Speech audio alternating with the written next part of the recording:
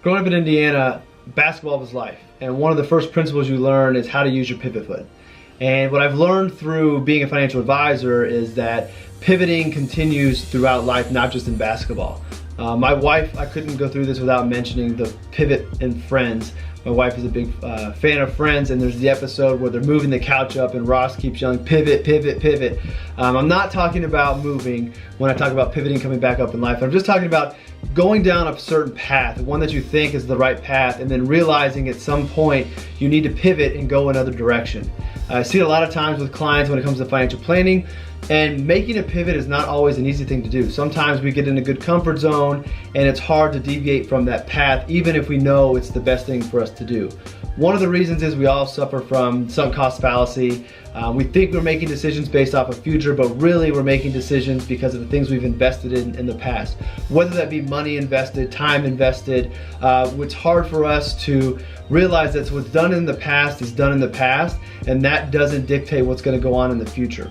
So it's very important, I think, to have the mindset and be willing to pivot. And like I said, whether that's with your plan of you're going to plan for one thing and then life brings another opportunity and you pivot and go to a different direction, or if it spills over into business, which has happened numerous times in my life as a businessman just in the last 4 years, take away the rest of my career. When I started my company, I wanted to have a lifestyle practice. The next phase was I wanted to grow bigger and have a big regional presence and have multiple offices and lots of advisors. And not to say that that's not something that will happen in the future, but I've made yet another pivot. And going back to my wife, I drive her crazy with these ideas and the willingness to try something and then real quickly realize that's not the right way and change path and pivot and go somewhere else.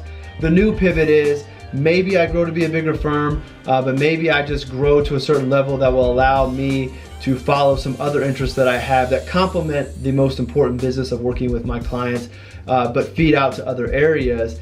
So I'm pivoting towards structuring the business to be able to handle that, the ability to do a couple other things that feed into RLS Wealth Management, all while not sacrificing my clients and the relationships I have. So as you're going through life, as you're going through business, don't be afraid to evaluate where you're at, evaluate where you want to go, and are they on the same path, or is where you're going leading you down here, but you want to end up over there? And if so, the only way to get there is, like Ross said, is to pivot.